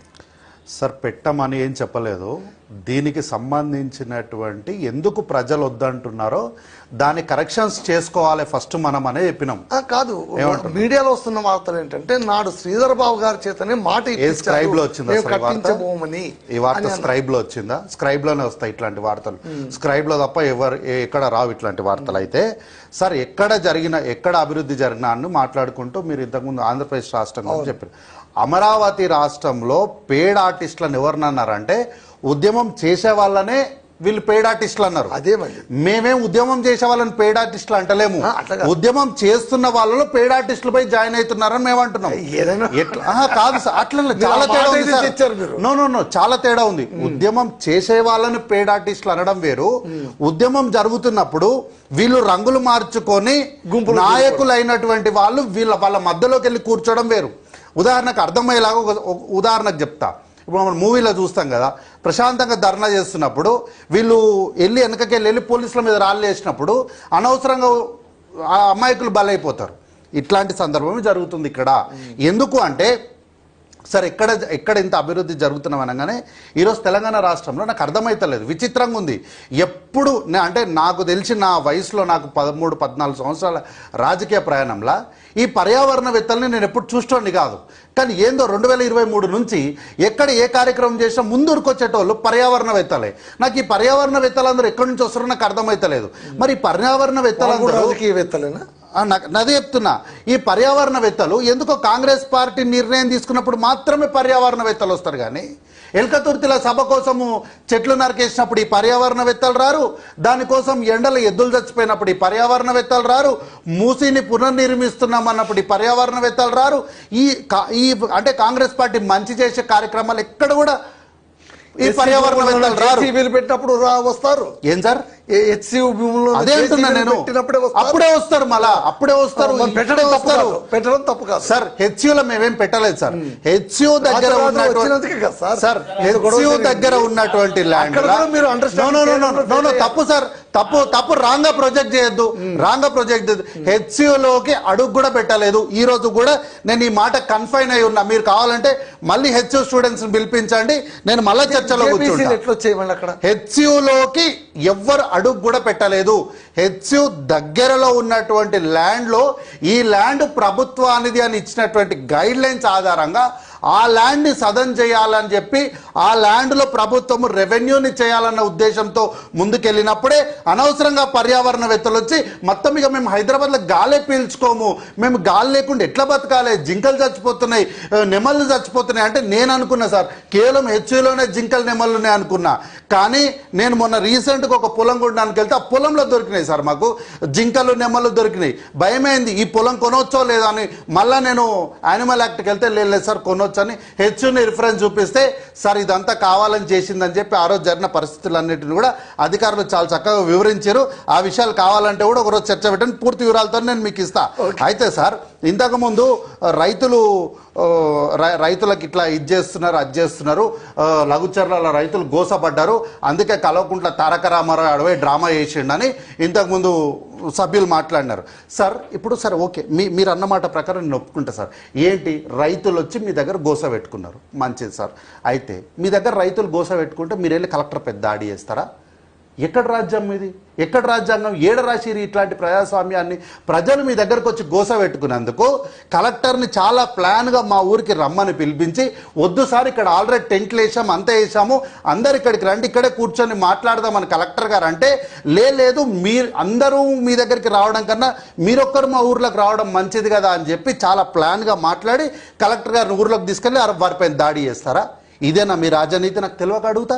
ఏంది సార్ ఇది? హెచ్యూ ల్యాండ్ గురించి మాట్లాడినారు కదా, మరి హెచ్యూ ల్యాండ్ విషయంలో మీ తప్పేం లేదు కదా, మీరు కరెక్ట్గానే ఉన్నారు కదా. మరి అట్లాంటప్పుడు ఎందుకు కల్వకుంట్ల తారక రామారావు గారు, జగదీశ్వర్ రెడ్డి గారు, ఇతరత్ర మీరు పైసలు ఇచ్చి పోస్టులు పెట్టించినటువంటి వాళ్ళందరూ కూడా ఎందుకు ఆ ఫోటోలను డిలీట్ చేసిర్రు? ఎందుకు డిలీట్ చేసిర్రు? మీరు కరెక్ట్గానే ఉన్నారు కదా, మీ వాదన కరెక్టే కదా, మరి ఎందుకు డిలీట్ చేశారు? డిలీట్ చేసినట్టే మీరు తప్పని ఒప్పుకున్నట్టే కదా. ఇంకోటి అందాల పోటీ అంట, అందాల పోటీ సార్ నేను ఇంతకుముందు చర్చలో కూడా చెప్పిన అసలు ఈ ఇన్వైట్ టెండర్ కాల్ వేసిన వాళ్ళు ఎవరు, ఇక్కడ అందాల పోటీలు జరగాలని చెప్పి దీని ప్రపోజల్ పెట్టిన వాళ్ళు ఎవరు సార్? వాళ్ళకి అవగాహన ఉండి మాట్లాడతారా? అంటే నిజానికి కూడా బీఆర్ఎస్ పార్టీలో ఏం జరుగుతుంది అనేది అధికార ప్రతినిధులకు కానీ నాయకులకు కానీ ఎవరికి తెలియదు సార్. ఎందుకంటే కల్వకుంట్ల కవిత లెటర్ రాసినప్పుడు ఆ లెటర్ మా అక్కనే రాయలేదు, మా అక్క సంతకం అట్లా ఉండదు, అది కాదు అన్నారు. నేను సబ్జెక్ట్లని చెప్తున్నా సార్, నేను సబ్జెక్ట్లని చెప్తున్నా అన్నారు. అన్నప్పుడు సాయంత్రానికి వచ్చేమన్నది లేదు లెటర్ నేనే రాసిన అన్నది. అట్లాగేందంటే అందాల పోటీకి అసలు టెండర్ కాల్ వేసింది ఎవరో వాళ్ళకి తెలియదు. అయితే ఆ టెండర్ కాల్కి అంతా అయిన తర్వాత ఈ కార్యక్రమానికి మొత్తానికి ఇన్ఛార్జ్ ఐఏఎస్ ఆఫీసర్ ఎవరు? మీ పార్టీకి కార్యకర్తగా వ్యవహరిస్తున్నామనే కదా. వీళ్ళందరూ కూడా గుడి విషయంలో తెలంగాణ ప్రభుత్వానికి సంబంధించినటువంటి పరువు తీయాలని చాలా యాగి చేసి ఏమంటారు యాగాలు హోమాలు చాలా చేసిండ్రు. కానీ తీరా ఆ విషయంలో తేలిపోయిన తర్వాత లాస్ట్కు వీళ్ళు ఏడుకొచ్చిరంటే ఒక అమ్మాయి ఒక ఆడపిల్ల మానానిపైన రాజకీయం చేయడానికి వీరు తెరలేపడం అనేది నిజంగా వీళ్ళ కుసంస్కారానికి సిగ్గుపడుతున్న తెలంగాణ రాష్ట్ర పౌరునిగా. అయితే సార్ ఏ రోజు కూడా మేము ఏ ప్రాజెక్టును కూడా కట్టొద్దు, ఇక్కడ చెయ్యొద్దు, నిర్మించొద్దు అని మేము ఎక్కడ వ్యతిరేకించలేదు. మేము చేసిన పోరాటం మేము వ్యతిరేకించింది అంత ఎక్కడ తెలుసా? మీకు వ్యతిరేకం చెప్తున్నటువంటి రైతుల తాలూకు వాళ్ళని సంసారాలకు పనికి రాకుండా కొట్టకండి, వాళ్ళ జీవితాలతోని ఆడుకోవద్దని మాత్రమే మేము పోరాటం చేస్తాం. కానీ ఎక్కడ కూడా మీరు అభివృద్ధిని మేము ఎక్కడ కూడా అండుకోలేదు. ఇప్పుడు మీరు చేసింది ఏంటి సార్? అరెస్ట్ చేయడం వేరు, తీసుకెళ్లి వాళ్ళని కొట్టడం వేరు. కొట్టారు కూడా లేదు ఎక్కడ కొట్టలేదు సార్. ఒక్క డాక్యుమెంట్ చూపెట్టని కొట్టినట్టు ఎమ్మెల్సీలు తీసుకొని రండి, అప్పుడు చర్చలో ఉంటా.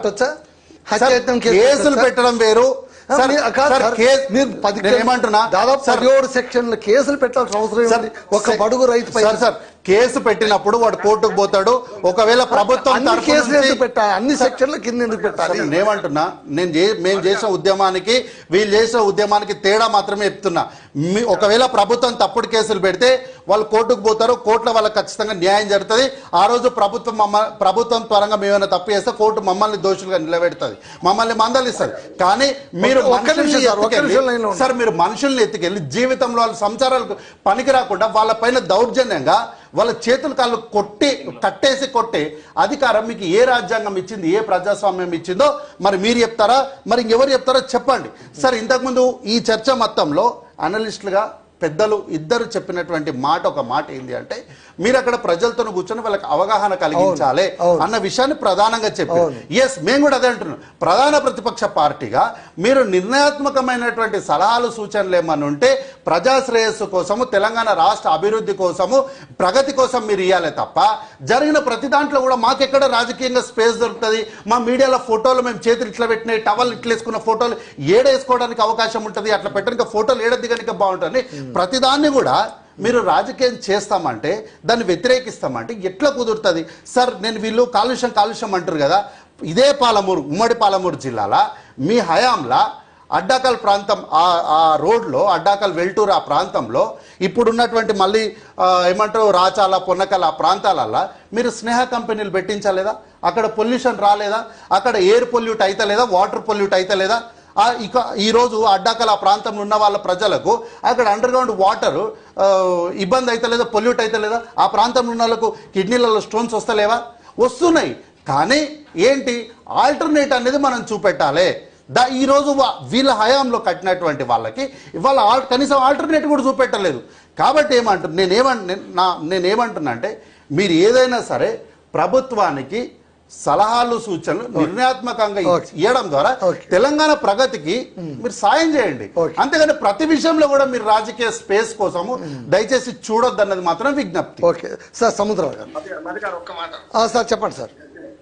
ఇప్పుడు కార్తిక్ గారిని గౌరవం ఉందా కానీ నేనేమంటున్నానంటే పర్యావరణవేత్తల మీద అనవసరంగా వేయకండి. గతంలో కూడా బీఆర్ఎస్ ప్రభుత్వం ఉన్నప్పుడు కూడా పర్యావరణవేత్తలు బయటకు వచ్చి చేసిన, నేను ఉదాహరణ చెప్తాను. కాళేశ్వరంలో 3వ మన పైప్ లైన్ వేస్తా అంటే మేమే వెళ్ళాం, మనకు గ్రీన్ టిప్ ఎక్కడ లేదు, మద్రాసులు ఉంటుంది. 3వ పైప్ లైన్ ఆపింది మేమే. మీరు ఏమంటున్నారంటే మాట్లాడితే మీ ప్రభుత్వం అంటున్నారు, ఏ ప్రభుత్వం వచ్చినా పర్యావరణవేత్తలు వాళ్ళు ఆ పని చేసుకుంటారు, ఎవరు వద్దన్నారు. ఇంకోటి కూడా చెప్తున్నాను, మీరు కొంచెం బౌన్స్ చేస్తున్నారు. మీరు కొట్టలేదు, కొట్టినట్లు కదా. మొన్నటికి మన సంఘాలను చూసినాం కదా కార్తీక్, మీకు తెలుసు కదా. ఎందుకంటే మనకు వాళ్ళకు ఉపందించడం కాదు, వాళ్ళు చేసిన పని తక్కువేం కాదు, ఏది టీఆర్ఎస్ కూడా. కానీ మీరు దాన్ని ప్రస్తావించిన, నేను చెప్తున్న లగిచేర్ల బాధితుల గురించి తప్పుడు కేసులు పెట్టి, కేసు అక్కడ 3 కేసులు వరుసగా పెట్టిన కదా, జైలు నుంచి విడుదల లోపల ఒక గిరిజన అబ్బాయిని మీకు బయట లేచి తీసుకెళ్ళిన కదా, అస్వస్థత గురైతే కూడా కొట్టలేదా వాళ్ళు?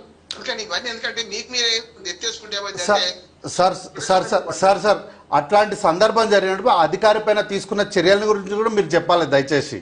అందుకని తప్పు అంటున్నాను. ఇప్పుడు బేడీలేసే తప్పే కదా, కొట్టిందే తప్పే కదా. ప్రభుత్వం ఇక్కడ బేడీలేమని చెప్పలేదు కదా, వేసినప్పుడు అధికారి పైన తీసుకున్న చర్యలు కూడా దయచేసి మీరు ఇక్కడే చెప్పండి. చెప్తా, ఇప్పుడే చెప్తా. రేవంత్ రెడ్డి గారు కానీ కేసీఆర్ గారు కానీ ఏ ముఖ్యమంత్రి అయినా కూడా వాడిని వేడి చేయమను, ఇది ఎగ్జిక్యూషన్ చెప్పరు, ఎవరు చెప్పరు. కానీ ఆ ప్రభుత్వంలో జరిగితే బాధ్యత ప్రభుత్వాన్ని ఉంటుంది. కనుక ముఖ్యమంత్రి గారు తిరిగి రావాలంటలేదు. కానీ కలెక్టర్ ఏం చెప్తున్నాడు, వీళ్ళందరూ ఏం చేస్తున్నారు కింది స్థాయిలో.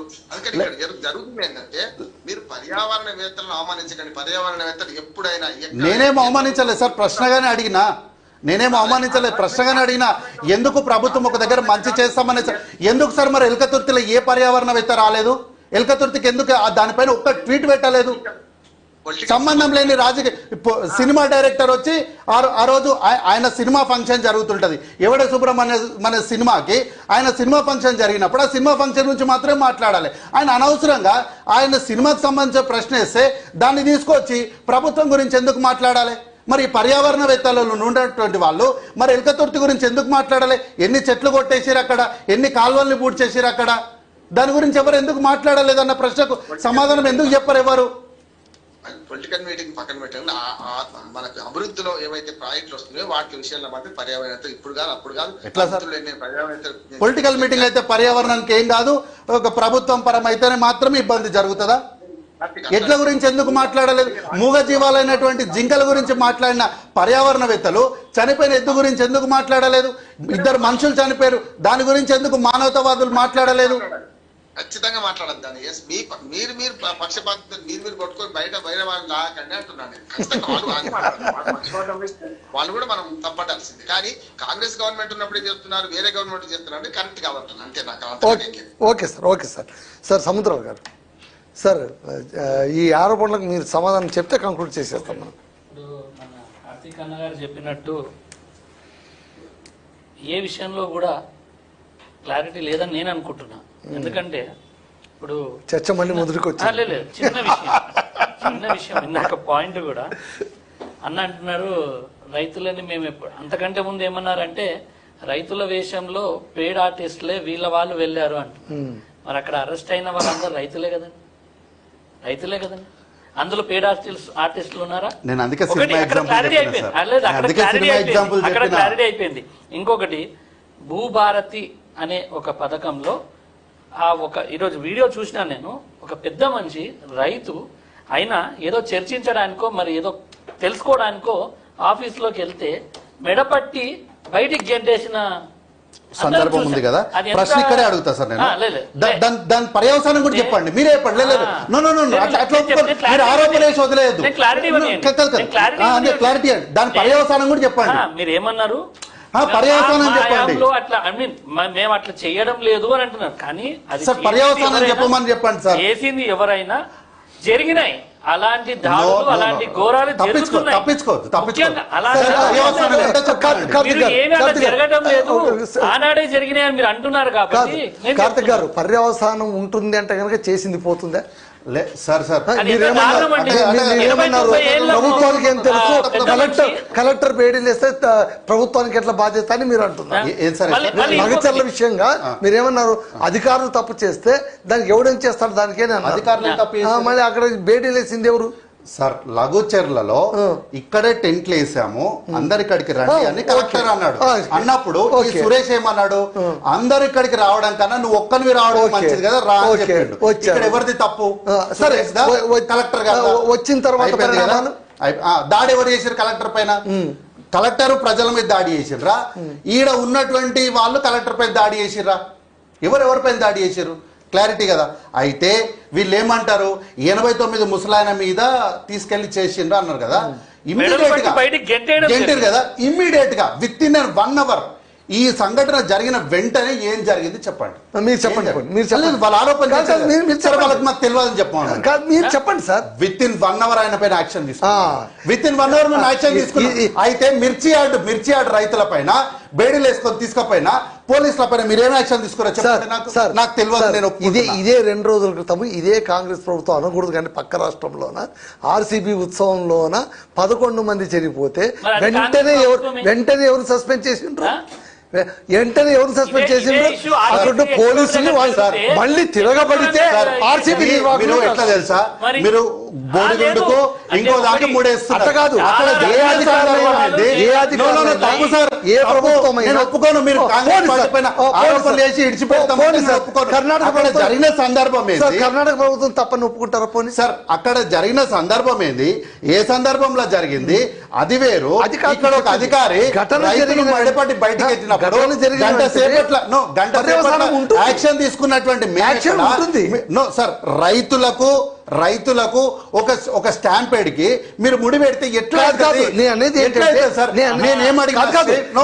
ఇన్సిడెంట్ హ్యాపెన్స్ దానిపైన ఆ రాష్ట్ర ముఖ్యమంత్రి ఏం జరిగింది? అది ఎందుకు జరగాలి? ఆ రాష్ట్ర ముఖ్యమంత్రి, కర్ణాటక రాష్ట్ర ముఖ్యమంత్రి ఇమ్మీడియట్ గా ఎఫ్ఐఆర్ ఫైల్ చేసి బాధ్యులను కోర్టుకు సబ్మిట్ చేయమని చెప్పారు. మా డికే శివకుమార్ గారు ప్రజల క్షమాపణ చెప్పిండు. అందుకు పోల్చిన విషయం మాట్లాడిన విషయం చెప్పారు. చర్యల గురించి చెప్పండి. చర్యల గురించి అనవసరంగా తీసుకొచ్చి ఇగో సార్, కాంగ్రెస్ పార్టీ ప్రభుత్వం పైన ఆరోపణలు చేయొద్దు, రైతును మెడబట్టి బయటికి గెంటిరని అన్నారు. అన్న తర్వాత ఏం జరిగిందో చెప్పమన్నారు. చెప్పమంటే నేను చెప్పిన దానికి పర్యవసానంగా నేనేమన్నా మిర్చి రైతులకు బేడీలు వేసారు కదా, దాని తర్వాత ఏం జరిగిందో తెలియదు. ఆ అధికారుల పైన ఏం చర్యలు తీసుకుని చెప్పమనండి. వాస్తవంగా ఇప్పుడు కార్తీక్ గారు ఇది ఒకటి చెప్పండి. ఇప్పుడు కేసులు పెట్టినటువంటి 40 మంది ఎవరు? రైతులా? మీరు చెప్పిన పెయిడ్ ఆర్టిస్ట్? నేను అందుకే సార్ నేను స్టార్టింగ్ లోనే ఈ విషయాన్ని నేను ప్రస్తావించేటప్పుడే చాలా క్లియర్గా అర్థమయ్యేలాగా, అందుకే సినిమాకి జరిగే చెప్పిన ఏంటి వీళ్ళు వెళ్తున్నారు, వెళ్ళి పోలీసుల పైన రాళ్ళేయడమో లేకపోతే ఒక చిన్న చిల్లర పని చేస్తున్నారు, అక్కడ యాక్షన్ తీసుకునేటప్పటికి వీళ్ళు ఎస్కేప్ అయిపోతున్నారు, అమాయకమైన ప్రజలు దొరికిపోతున్నారు అక్కడ. ఎందుకంటే అవును, మరి నేను కాదనేది ఉంది, నేను అప్పటి నుంచి చెప్తుంది అదే కదా. వీళ్ళు ఏంటంటే బీఆర్ఎస్ పార్టీ వాళ్ళు వెళ్తున్నారు, చిల్లర పని చేస్తున్నారు, ప్రజల్ని రెచ్చగొడుతున్నారు. ఇక్కడ వీళ్ళకి ఏంటి, మనం ఎట్లా తప్పించుకోవాలని ముందుగానే యాక్షన్ ప్లాన్ ఉంది. ఈ విషయాలు ఏమి తెలియని వాళ్ళు అక్కడ ఇరికిపోతున్నారు. గదేస్తున్న ప్రజలు అనవసరంగా రెచ్చగొట్టి ఇబ్బంది పెట్టి మీరెందుకు ఆ చలిమంటల రాజకీయపు చలిమంటల చలిగాచుకుంటారు? తెలంగాణ ప్రగతికి సహకరించండి, నిర్ణయాత్మకంగా మీరు ఏమైనా సలహాలు ఇవ్వండి అనే కదా మేము అడుగుతున్నాం. ఎంతమందిని అయితే రైతులని జైల్లో వేయడం జరిగిందో వారి పైన ఎన్ని కేసులు అయితే పెట్టారో వాళ్ళే కాకుండా ఇంకా 40-45 మందిని కూడా అదుపులో తీసుకొని వారిపై కూడా కేసులు పెట్టడం జరిగింది, హత్యాయత్న కేసులు పెట్టడం జరిగింది. అలాంటి కేసులన్నీ తీసేసి వెంటనే వాళ్ళందరినీ విడుదల చేసి ఏది ఉన్నా కూర్చొని అక్కడ చర్చించుకొని ఈ సమస్యని తొలగించాలని కోరుకుంటున్నాను. ప్రగతికి సంబంధించిన విషయాల్లో ఎప్పుడు కూడా వేరే ఏమీ ఉండదు. అక్కడ రైతులకు సంబంధించినంత వరకు రైతులకు ఉన్నటువంటి అపోహలు కావచ్చు, అవి వాస్తవాలు కావచ్చు, ఇవన్నిటిని కూడా క్లారిఫై చేయాల్సినటువంటి బాధ్యత ప్రభుత్వం మీద ఉంది. ఇప్పుడు వీళ్ళు చెప్పినట్లు అంటే రాజకీయంగా ఖచ్చితంగా రెచ్చగొట్టేటువంటి వ్యక్తులు ఉంటారు, రాజకీయంగా అవకాశం తీసుకునేవాడు వాళ్ళు తీసుకున్నారు కదా అని చెప్పేసి దీన్ని కేవలం రాజకీయ కోణంలో కాకుండా హ్యుమానిటీ గ్రౌండ్స్ లో అక్కడ ఉన్నటువంటి రైతులకు జరిగేటువంటి నష్టం గురించి కూడా వాళ్ళకి చెప్పాలి, అలాగే వాళ్ళకి కలిగేటువంటి ప్రయోజనం చెప్పి దీన్ని సామరస్యంగా పరిష్కరించి ఆ డెవలప్మెంట్ ఏదనేది ముందుకు తీసుకెళ్తే బాగుంటుంది అనేది నా ఉద్దేశం. ఇంకొకటి ఇందాక కార్తీక్ గారు అన్నట్లు అంతకుముందు హయాంలో వాళ్ళు నిర్మించలేదా, అక్కడ సమస్యలు రావడం లేదు, వాళ్ళు చేసిందే మేము చేస్తాం కాదు కదా. ఇప్పుడు మీరు అధికారంలో ఉన్నారు, ప్రజలకి అదే ప్రజలకి అంటే దీనికి సంబంధించినటువంటి ఆ క్లారిఫికేషన్ ఇచ్చేసి వాళ్ళకి న్యాయం చేస్తే అంతే. ఇప్పుడు పెట్టినటువంటి కేసులకు సంబంధించింది కూడా ఒకసారి పునఃసమీక్షించేసి నిజంగానే బాధ్యత ఎంతవరకు ఉన్నారు, వాళ్ళు బాధ్యులా కాదా, బాధితులా ఏదనేది విచారించి చేస్తే బాగుంటుంది. ఒక నిమిషం సార్, అక్కడ కంక్లూడ్ చేసి ఫైనల్ మీ దగ్గరికి వచ్చేస్తా. రామన్ గారు ఓకే సార్. ఏం లేదు అంటే దీని రైతులకు అంటే అక్కడ పెట్టిన కేసుల పైన పునరాలోచించాలంటున్నారు కదా, ఆ రికార్డు కూడా మాకుంది సార్. మీరు అంటున్నటువంటి హెచ్చు కేసులనే మేము రోహిత్ అనే అబ్బాయి పైన, నవీన్ అనే అబ్బాయి పైన కేసు పెట్టినాం. ఆ రోజు కూడా నేను అందుకే చెప్పిన, ఆ రోజు కూడా బీఆర్ఎస్ పార్టీకి సంబంధించిన బీఆర్ఎస్వి నాయకులు అనవసరంగా వెళ్ళి మాదాపూర్ ఏసీపీ గారి పైన దాడి చేస్తే ఆయన మోకాలకు ఆయనకు దెబ్బలు తగిలినాయి. అటువంటి సందర్భంలో ఏంది, ఆడున్నటువంటి సందర్భంలో వాళ్ళ మీద కేసులు కట్టినాం. తర్వాత ఎంక్వైరీలు ఏంటి, అసలు పాత్రదారులు వీళ్ళు కాదు, వీళ్ళు అమాయకులు, వీళ్ళు అంటే ఆ రోజుకు వీళ్ళు స్టూడెంట్స్ కాకపోయినా ఆ హెచ్యూకి వీళ్ళకి సంబంధాలు ఉన్నాయి, వీళ్ళు కూడా స్టూడెంట్లే, వీళ్ళకి భవిష్యత్తు ఉంది అని చెప్పి దీనిపైన పూర్తి సమీక్ష జరిగిన తర్వాత ఏం చేసినాం, మేము అట్లనే కోర్టుకు వెళ్ళాలి, లేదు కేసు కట్టినాం ఇది కోర్టులను తెలుసుకున్నానమ్మా. ప్రభుత్వం బేషరతుగా వాళ్ళపైన కేసులను విత్డ్రా చేసినాం మేము. కాబట్టి సమీక్ష చేస్తాం, కంట్రోల్ చేయడానికి చట్టపరంగా ఎట్లాంటి చర్యలు తీసుకుంటాం. అట్లాగే దీనిపైన సమీక్ష జరిగి దోషులు, అసలు దోషులు ఎవడో వాడిని పట్టుకొచ్చి బొక్కలేస్తాము, నిరపరాధులను వారిపైన పెట్టే కేసులు తీసేస్తాం, డెఫినెట్ గా తీస్తాం. మాకేం బేషజాలు. థ్యాంక్ యూ కార్తిక్ గారు, థ్యాంక్ యూ సముద్ర గారు, థ్యాంక్ యూ కోటిరెడ్డి గారు, అలాగే జూమ్ లో మనతో పాల్గొన్నటువంటి రామ్మోహన్ రావు గారికి కూడా ధన్యవాదాలండి. ఇదంటే ఇవాల్టి అంశం. మరో అంశంపై మళ్ళీ రేపు డిబేట్ లో కలుసుకుందాం. అంతవరకు సెలవు, నమస్తే.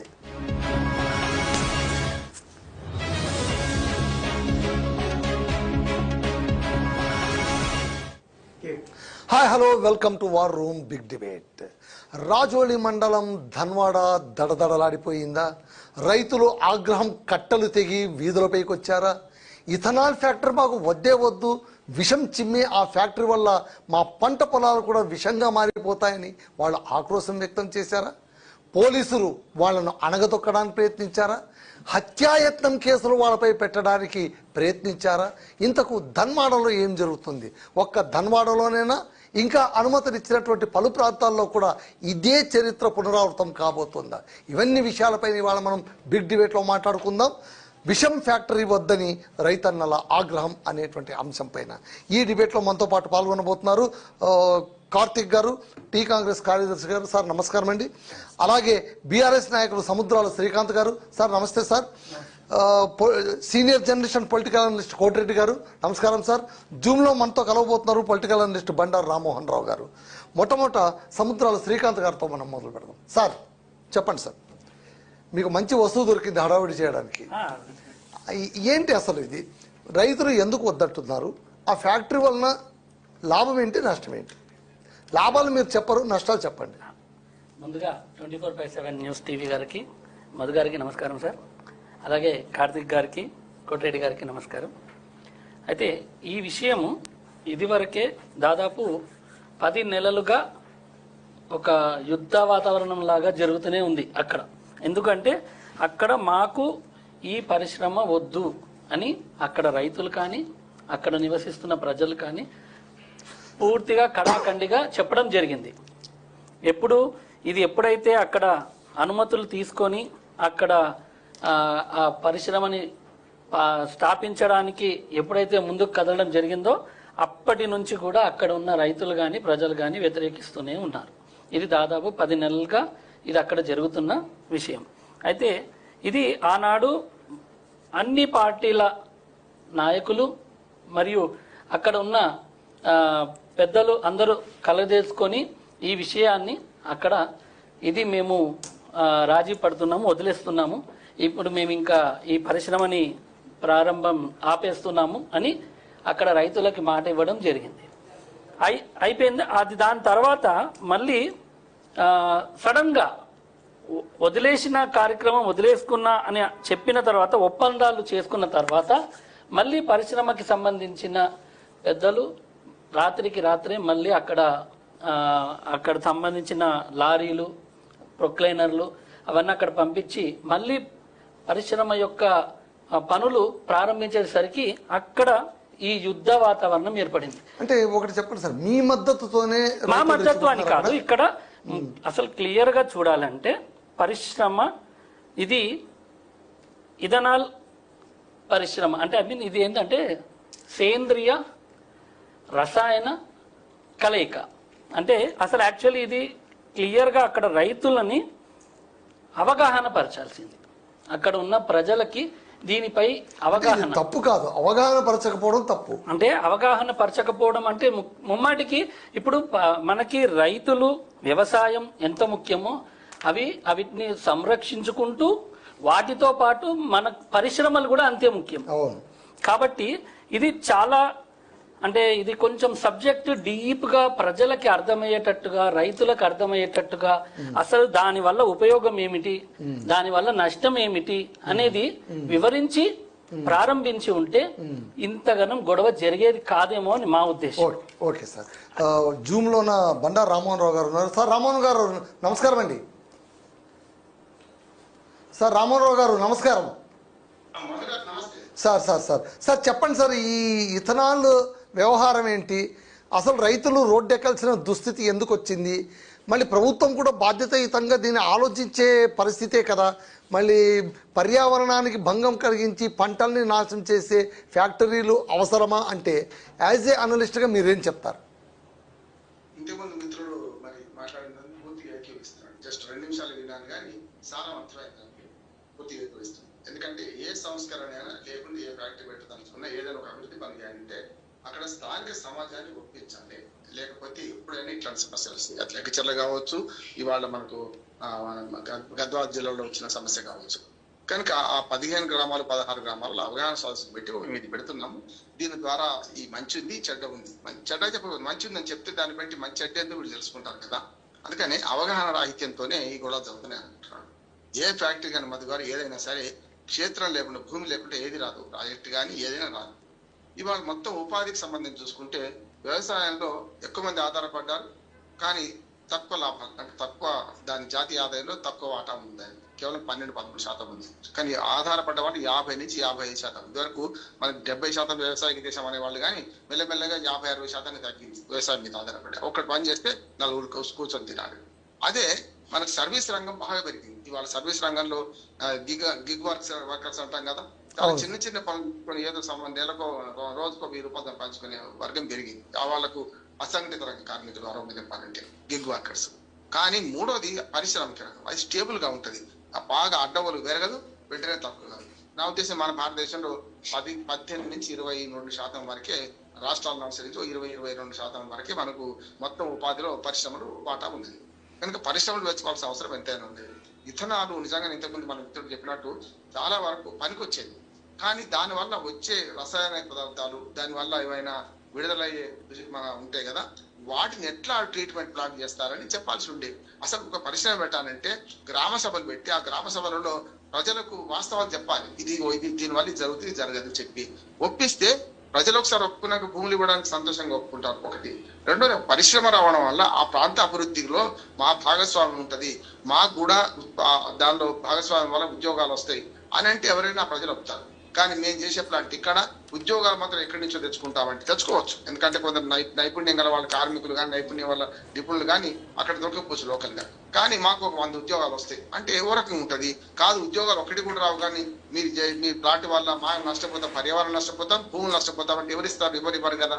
అందుకని విన్ విన్ సొల్యూషన్ చూడాలంటే జీరో సమ్ గేమ్ ఆడుతున్నాను. ఒక మాట చెప్తాను నేను, మన హైదరాబాద్ చుట్టుపక్కల మనకు ఏదైతే పర్యావరణవేత్తలతో కానీ మనకు గ్రీన్ పీస్ అనే సంస్థ వాళ్ళతో కలిసి పనిచేసినాము. దాంట్లో హైదరాబాద్ చుట్టుపక్కల చూసుకుంటే మన నక్కవాగానే హైదరాబాద్ పక్కనే ఉంటుంది. దానిలో కాలుష్యం ఎంతవరకు పోయిందంటే ఆసియాలో అతి పెద్ద పారిశ్రామిక వాడ పటాన్చెరు ఆ ప్రాంతం అంతా కూడా. ఇవాళ పశువులు అందులో కాలు పెడితే పశువుల చర్మం ఊడిపోతుంది. మనుషులు కాలు పెట్టిన తర్వాత వాసం పిలుస్తే చాలు అనారోగ్యం పాల్గొంటున్నారు. దానికి కారణం ఏంటి? అతి పెద్ద మెడికల్ హబ్ గా అంటే ఔషధ ఉత్పత్తి కేంద్రంగా హైదరాబాద్ తయారైంది. అన్ని రకాలుగా వాళ్ళ ప్రపంచానికి ఉత్పత్తి చేస్తున్న ఔషధాలలో